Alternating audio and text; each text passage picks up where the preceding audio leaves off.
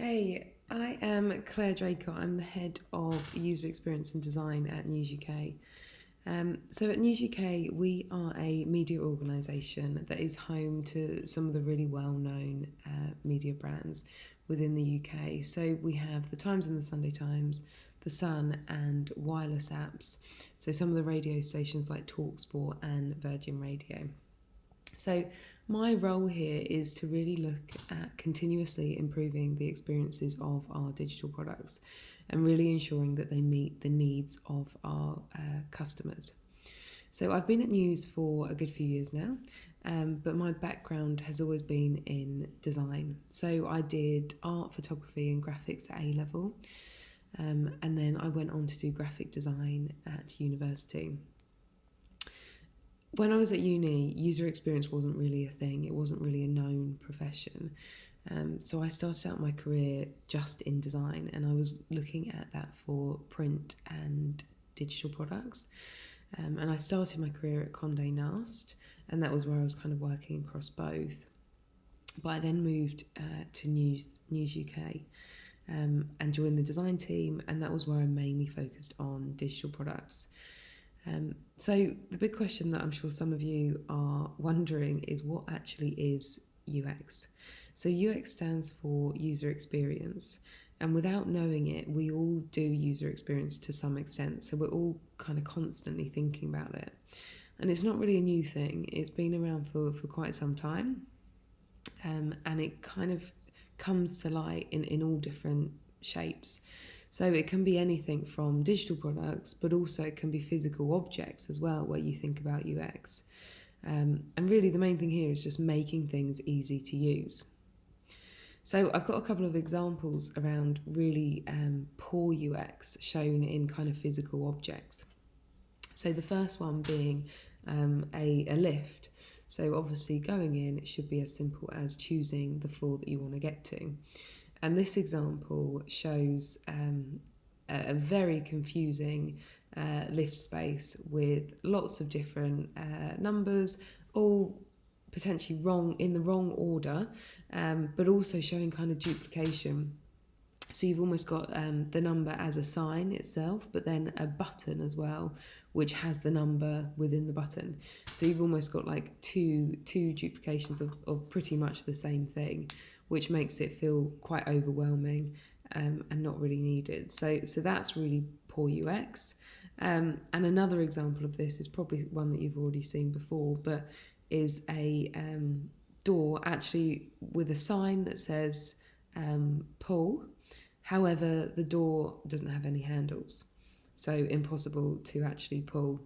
So quite funny examples, but they are examples of kind of where we fall down if someone does have kind of poor UX.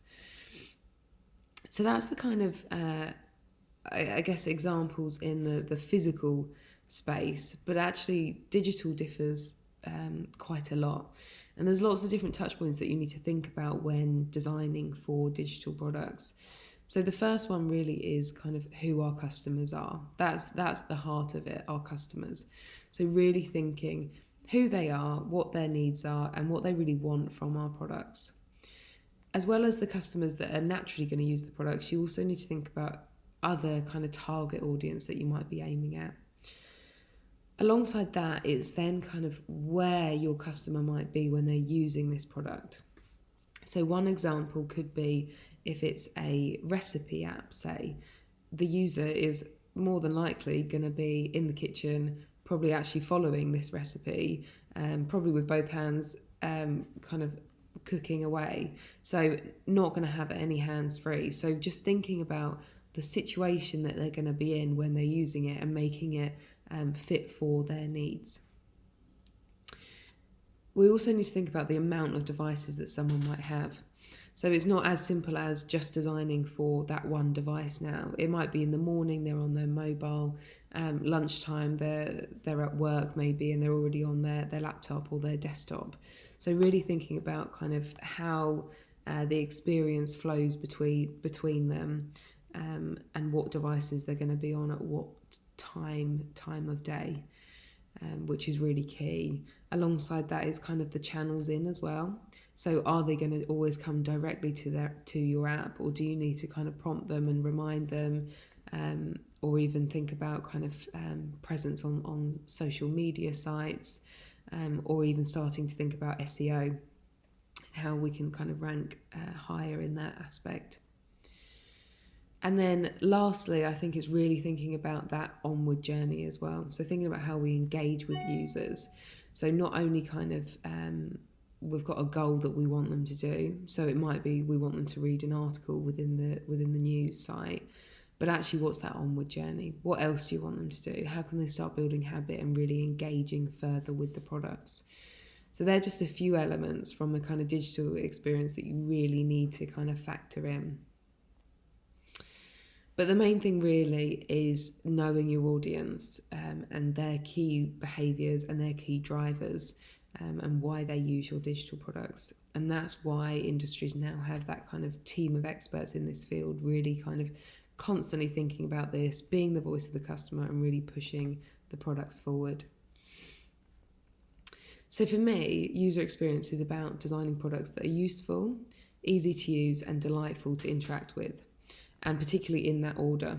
So I think you really need to focus on useful first, so making sure that this is a product that is going to be used by your customers and that they actually want it, so that you're not just designing and building something that they don't want. Once that's kind of validated, it's then starting to think about, is it easy to use? How do we design it? What should the information be like on the page? How does someone get from A to B? And making it as easy to use as possible. I think that's really key, making it usable and making things simple. And then the last phase, once you've kind of achieved both of them, is making it delightful to interact with. So this is where the kind of the branding comes in, the tone of voice comes in, and really start bringing it to life. But also thinking around like interactions. How can you make this kind of a great experience that someone wants to keep using? So why is user experience so important? So when it comes to digital, first impressions are made so quickly. We don't have long at all. And the kind of key thing here is that if we don't make a good first impression, we will lose people to another site or another competitor. And actually, we might be offering more than our competitors, but no one will ever know if that first impression isn't good enough. So there's been quite a lot of research on this, and it's actually shown that we make decisions as quickly as kind of in about 3 seconds. So we don't have long at all to make that impression. And the key thing there is that page loads have 3 seconds to make that first impression, and actually get people to engage within that time. So getting them to start scrolling or getting them to click on something. And really what we have to think there is when they're landing is, can they find what they want? Are they landing on pages that they'd kind of expect to land on? So kind of all these things we really need to push forward. In terms of a kind of day in the life of a UX designer, I said earlier, but the main thing really is all around users. So what we always do will be going out, speaking with users, interviewing them, just making sure that we know them inside out and making sure that we can almost be like the go-between the business and the user. So we are the voice of the user, and we can, we're hearing what their wants and their needs, and we can kind of relay that back to the business and within our designs. So we'll be speaking with them really frequently. It might even be testing prototypes and ideas that we have, but also kind of analysing the feedback we're hearing, thinking of the patterns that we keep hearing over and over again. And they're the areas that we should really be kind of recommending, pushing forward and really focusing on. And then what we do is kind of iterate our designs over and over again until we're in quite a good place with them and we're happy. We feel like the usability is there, it's simple, and people know exactly what they need to do. So that's the kind of day-to-day, some of the kind of core skills, I guess, we would be doing.